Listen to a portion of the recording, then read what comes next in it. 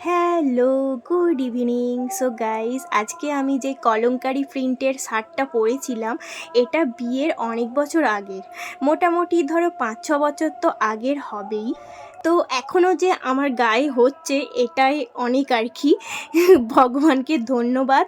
তো আমরা সন্ধ্যার দিকে গিয়েছিলাম ফুচকা খেতে, তারপরে আমার একটা মেডিসিন নেওয়ার দরকার ছিল আর কি, সেটাই নিতে গিয়েছিলাম। তো তারপরে আমরা গিয়েছিলাম মিও আমরেতে কিছু খাবার জন্য। ফুচকা খেয়েও আমাদের হয় না, আমাদের মিও আমর থেকে কিছু খাবার খেতেই হবে আর কি, এরকম প্ল্যান ছিল আজকে। তো আমরা নিয়েছিলাম চিকেন ক্রোজিডিলা আর সাথে ছিল একটা পেপসি। সত্যি কথা বলতে মিও আমরের খাবারের টেস্ট কিন্তু আগের থেকে অনেকটাই খারাপ হয়ে গিয়েছে।